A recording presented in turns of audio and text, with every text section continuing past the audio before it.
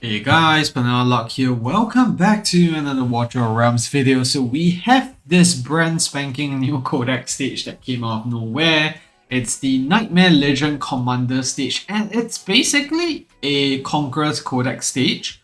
Just that we have a mix of ground and platform tiles. Both sides there will be big waves for you to deal with, and you do have to have a combination of both ground and platform units that can do well with it. On the top, we have these flying creatures, and basically all you need to know about them is that if they die, you gain score, and they have extremely high magic defense and magic damage reduction, which means that whatever you use up top, it should, be physical damage ideally.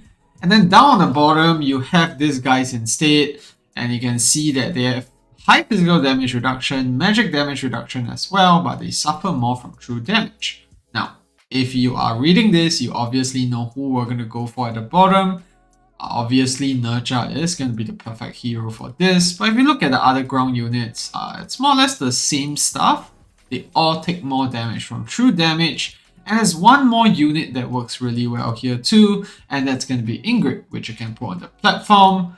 And then you have these other units that have high magic defense and high magic damage reduction, so you're going to use physical. All these are the flying units. So in a nutshell, ground tiles, you want at the bottom magic or true damage if possible. And then with the air units, you want physical damage. And then the boss is just the boss, so it's nothing really much, you know. Right, so now we have the rankings. Obviously, you can see quite a similar trend here. We have a whole bunch of piercers, and then we also have the magic units, which is going to be Nurcha and Ingrid. Both of them do true damage, especially when your Nurcha goes to A3. And Dahlia is just there for the slow. She does very well in that.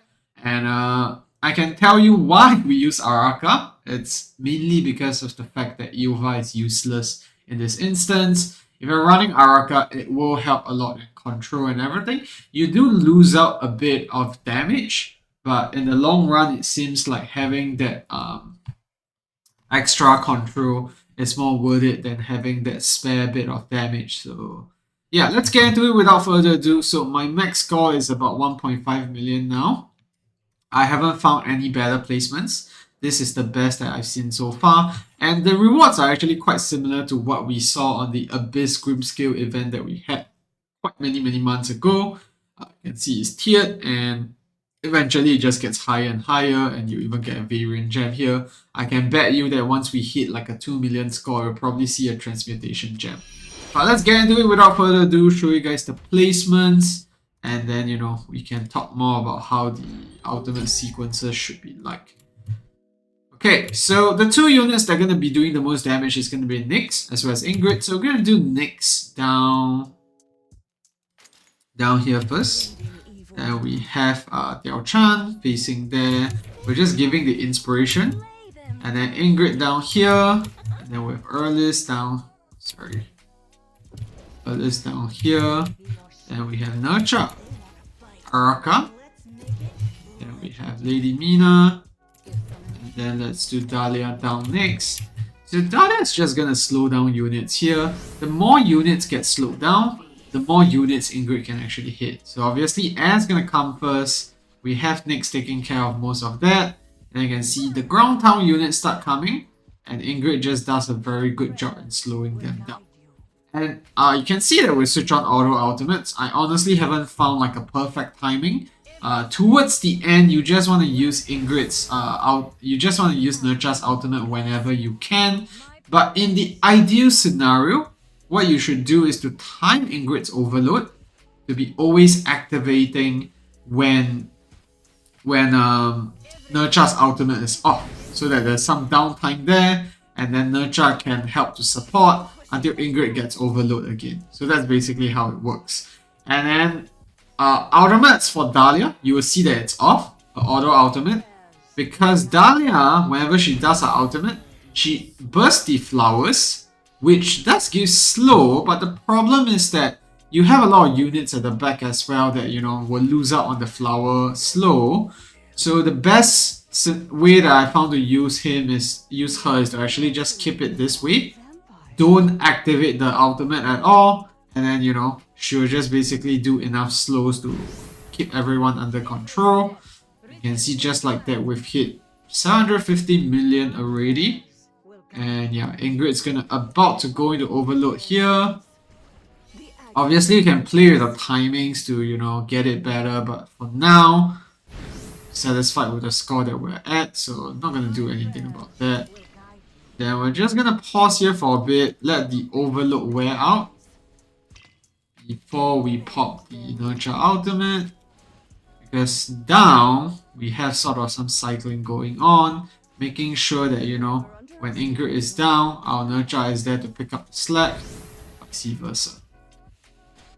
And you can see right after this, we are going to be getting the Ingrid overload in time, just when nurture is off. So let's slow things down again.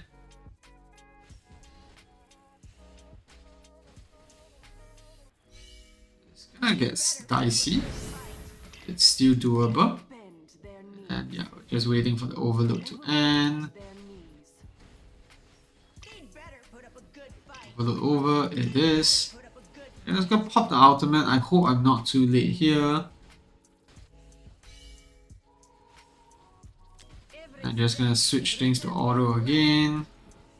The Mina ultimate off as well.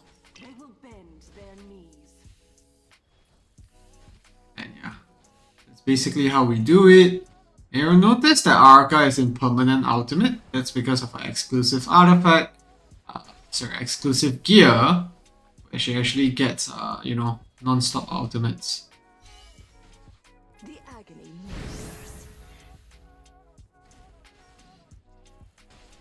Yeah, I can right here see that we're about to start leaking, which is unfortunate. It is what it is.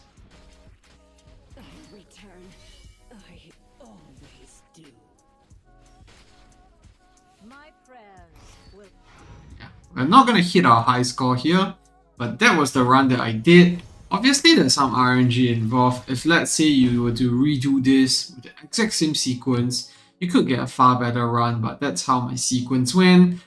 Honestly, towards the end, being able to time that ultimate really helps out a lot, because whenever Ingrid is in overload, most of the time you don't have much difficulties actually clearing through the hot. And then Nurture's ultimate is there with the stuns and the execute and everything to clear things out. Because only during his ultimate does he do true damage. So that's something very important, you know, for you to take note of. And yeah, that's the run. And just showcase gear here. So for Araka, I mentioned earlier, we have the exclusive artifact, which makes the ultimate permanent. This is what you should go for. If you have the exclusive gear, that helps as well because you get extra damage increase. It's just that 100% rage to get the ultimate starting from the get-go. And then we have Nyx. She's an Infernal Raw.